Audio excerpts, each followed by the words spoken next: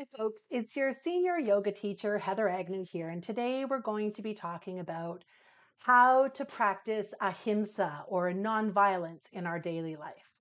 And before we really dig into this ahimsa practice, let's start with just a short introduction to our yoga philosophies and ethics, the yamas and niyamas. So, what are the yamas and niyamas? In the 8 limbs of Patanjali's Yoga Sutras, the first 2 limbs, the yamas and the niyamas, focus on ethical teachings that help to guide our choices and behavior, both with others and in our relationship to ourselves. And the yamas and niyamas ask us to look inwards and to introspect and to consider our actions and our impacts and to make mindful choices. The first limb of the Yoga Sutras, the yamas, focuses on our social conduct, on how we impact others through our thoughts, our words, our actions. And to take a wider view, perhaps how we can make the world a better place for all by how we might endorse or oppose larger actions within our communities or globally. And that's an important thing to remember because while our yoga practice on the mat and in yoga class really focuses on our inner journey, these yamas remind us that no matter how far we travel in that inner journey, we need to also remain grounded in awareness of our impact of others, on what's happening outside of ourselves. And so that's how these yamas really encourage pro-social behavior. They help us to move beyond our more primal impulses, or what I think of as our kind of toddler impulses, to lash out when we're angry, or to just grab what we want, or to lie when it's more convenient. Um, and so, over the coming weeks, we're going to talk about each of these ethics in turn. But for today, we're going to focus on the first of these yamas, ahimsa, which means non harming or non violence, and how we might practice these in daily life. In a practical sense, what do we do in our relationships, in our community care, in our social conduct? So, to begin, what do the Yoga Sutras actually say? So, my translation tends to say something along the lines of, when we're firmly established in nonviolence, all hostility ceases in our presence. Or you might read this as, in the presence of someone who's established in nonviolence, all hostility ceases. And I just love this idea of being so grounded in peace and in compassion that conflicts soften around you. And the foundation of this peace and this compassion is mindful attention. Ahimsa asks us to pay attention to the impact we have through our actions, through our words, through our thoughts, through how we connect with our community. And not only in avoiding doing harm, but also in cultivating kindness and patience and care. So what does this mean in our everyday life? It means not doing harm to others through our words, through our thoughts, through our actions. It means speaking kindly to and about others. It means treating others with respect and with empathy. And it means living lightly on the earth. And there's so many ways that we could explore ahimsa in everyday life. I thought it would be useful to make some categories, because I love organizing categories, so that we can kind of narrow our focus in more clearly on a couple of areas. So perhaps you'd like to take out a notebook if you like taking notes, or create a file or a spreadsheet where maybe through this discussion, you can note down maybe 1 or 2 or 3 things that you might do for each of these categories that suit you and your lifestyle and what your aims are right now in your practice. And I should say, you might not focus on them all at once. You might like to create a plan for how you could take ahimsa out into your life. And so these are the 6 areas I've kind of played with is your personal relationships, your yoga practice, and if you're a teacher, you're teaching. In the workplace, if you have a workplace that you go to, in your lifestyle, in your community, and in your relationship to the earth or to the environment. So those are the categories I'm going to kind of play with here. Before we get to that, I also just want to point out that there are so many things that you're already doing to think about your impact on others and to reduce harm and to live with kindness. So perhaps we might add a few things on the list we're going to talk about today, but I think it's nice to also take a moment to acknowledge the things that you are doing and that you plan to continue doing. So with all that being said, let's dive in and talk about personal relationships. When it comes to how you engage with others, family, friends, loved ones, how might you practice ahimsa? And a few of the ideas I've come up with are basic things like not doing harm to others in the way we think about them, the way we speak to them, the way we act towards them. Speaking kindly to and about others, and that includes you because you're a person too. Um, Addressing conflicts with compassion, being a safe space for people, giving people grace when they make mistakes. So, not always assuming bad intentions. And yes, this is about traffic. Being accepting of others who might not share your lifestyle or your values or your beliefs or your culture. Um, And this one's becoming increasingly important to me. Paying attention when people are talking to you or wanting to connect. Like, get off your phone. And I want to highlight this because, like we learned in the movie Breakfast Club, being ignored hurts. It is a kind of harm to ignore others when they want our attention or when we might be in conversation and you're looking at your phone instead of paying attention, or when people reach out for connection with a text or they send you a meme or an article or reach out for contact in any way. um, if you take a moment to think about how it feels to reach out to connect and get nothing back, it does hurt. So one way we can practice ahimsa is to reciprocate in some way to those appeals for connection. So those are some ideas about how we might practically practice ahimsa in our personal relationships. If you have other ideas about how you might practice ahimsa in your personal connections, you can jot them down in your journal or let us know in the comments because we'd love to hear them. It's great to hear from lots of different perspectives. For now, let's move on to the second category, yoga practice and teaching. So how might we practice ahimsa in our practice as a student is things like cleaning props after we use them, ensuring our movements won't harm others or infringe on someone else's practice, being welcoming, of course, to everyone and not excluding other people, respecting other people's space, and really importantly, don't go to class sick. Don't spread germs around for other people to get sick, which goes to being a yoga teacher as well. But as a yoga teacher, also ensuring your classes are accessible and inclusive, ensuring all of your students feel welcomed and feel a sense of belonging in your class.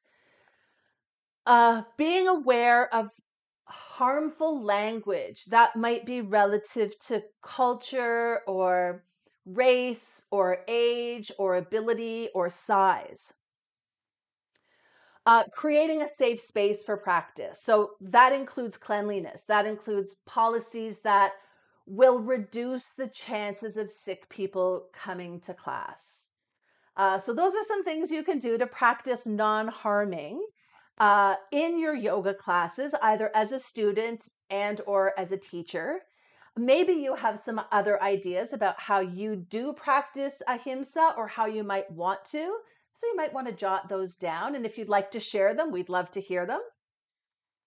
Moving on, let's talk about what's my next category? Workplace. I haven't worked in a lot of conventional workplaces. So I have fewer ideas for this category, and I could use your help. I've thought of a few that seem really essential, like not getting involved in petty gossip, especially if it could harm someone's reputation, being welcoming and friendly to all. Um, no matter what the workplace, addressing issues in your workplace that could cause harm to workers, to customers, or to the wider community. And I think being a champion of office initiatives, maybe for environmental practices like recycling or composting or reducing energy consumption or switching off the lights at night for the birds or cultural days or workplace wellness or, any company initiatives. That's a way that we can help to reduce harm within our workplace and maybe the harms that are caused by our workplace. But as I said, I don't have a lot of experience working in conventional workplaces. So you all probably have some great ideas that I've never thought of. And so if you do, let us know. Moving on, our next category is your lifestyle. And I want to point out that everyone has different lifestyle choices and practices and needs. So there's a really wide variety in how you might choose to practice ahimsa in your lifestyle. But a few ways you can do that are by reducing consumption, especially of things that harm you or harm others, and others being like workers, delivery people, etc. Composting and recycling, growing your own food if you're able. The side benefit is it's the most satisfying and joyful thing ever. Choosing plant-based meals when you can, eating locally, reducing plastics use. This is beneficial for both you and for everyone around you and the planet. Not using or reducing your use of AI. Choosing products and services where people are paid a fair wage. And, simple things you're already doing, like not texting and driving or any distracted or impaired driving. This is important. There's likely things in that list you're already doing. Maybe there are some things that you've been thinking about adding to your lifestyle practice that you want to jot down. Um, and again, just remembering that everyone has different lifestyle needs and abilities. So we're all doing our part to reduce harm in our own ways that we're able, right? Next category is community. Um, and in our communities, things we can do to reduce harm are being actively inclusive of marginalized groups, not littering, and even better yet, participating in cleanup days, like beach cleanup or side of the road cleanup days, wearing a mask or staying home when you're sick, boycotting companies that are harming your community, supporting your small local businesses and local farmers, sponsoring or supporting community initiatives like food banks, clothing swaps, book swaps that keep things out of the landfill, animal shelters, blood drives, harm reduction programs. There's lots that you could be doing in the community that helps to reduce harm. And voting, one of my favorite activities. Vote locally, state, provincial elections, federal elections, and perhaps even getting involved in local politics in some way if you are so inclined. Voting is a way that we get to think beyond our own needs and desires. We get to extend kindness and care to our whole community. and reduce harms caused to people, to cultures, to animals, to the planet. Um, Beyond voting, communicating with your elected officials about what is important to you and your community, which I'll talk about in a sec. I won't go on to a tangent with that quite yet. First, let's talk about how we might practice ahimsa in our relationship to the earth and to the environment. We've kind of touched on a few of those already in the other categories, but some ways that have been important for me, and maybe you'll find them interesting too. Coexisting with nature, even the beings that you're less comfortable with, just recognizing that we are part of nature and that coexistence is important. Um, as I said before, choosing more plant based meals if that works for you and your body or your lifestyle, cycling or walking when you can and not taking the car, reducing the use of products or technology that causes harm to others or to the earth.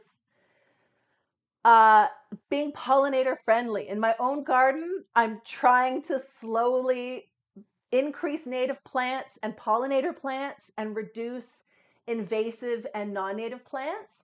And every year I reduce a little bit more of how much of my yard is just boring old grass. Um, and being conscious of your use of resources and maybe speaking up about how we collectively use resources. That last point, I think, reminds us that reducing harm might include taking personal action or collective action. And again, this is where voting and boycotting and speaking up and spreading the word and calling for change can make a huge difference in reducing harm for everyone and making the world a kinder and more peaceful and more equitable place. And so one thing that you can do is call your local or your state or provincial or federal reps to express your views on things like addressing big polluters, like protecting vulnerable people or vulnerable species or spaces. Um, Making things like housing and renewable energy more affordable and available to all. You might talk about ensuring everyone has a safe home and has food to eat and clothes to wear and freedom to live their lives without harassment. I know not everyone likes phone calls. If that felt like too much, put their email addresses in your contacts list and write them. It doesn't have to be the perfect email. Just letting your elected officials know that you're thinking about an issue and you want to know how they're addressing it. These messages matter and they do contribute to reducing harm and to making the world a better place. Um, so, so many ideas in such a short amount of time. I hope that there were some things in there um, that you're able to jot down and maybe think about implementing in your life at some point. I do want to mention this is something that comes up a lot when students are doing their philosophy journals, concerns about doing it right. Yamas are not laws. You don't get arrested by the yoga police if you're not making all the choices today. And there are also lots of gray areas where you might, or nuances where you might have to put thought into what is the most ethical choice in this situation. Because there are places where we might draw a line when it comes to harming, and that's if someone's safety is compromised. Um, when it comes to things like gossip, it's not gossiping if you're keeping people safe. And it's not ahimsa if you're harming yourself by making lifestyle choices that aren't good for your health or your safety. So, one of the things I love about the yamas and niyamas is that they are a lifelong study, that they're layered and that with every experience, we have an opportunity to really pause and think and make a mindful choice. And your mindful choices might be different from someone else's, and that's okay. Um, because we're all here having our own journey and doing our best to practice things like non harming. So, again, I hope this has given you some ideas about how you might practice ahimsa in your own life. If you've noted down some ways that you're going to practice non harming in your everyday life, you might like to take a moment to just plan for how you're going to practice these in a way that works for you, that fits into your lifestyle. Perhaps it's one new action a week, or maybe a focus on one of the categories we've discussed for a week or a month. You might make yourself some sticky notes or calendar reminders, or add this to your yoga journal. Um, just to remind you of these intentional practices that you're choosing, and we choose them every day. For now, I wish you well in your practice of ahimsa, and I hope this has been useful, and I look forward to seeing you for our next discussion on satya, truthfulness. For now, thank you for being here and for being part of this great yoga adventure with me. Thank you.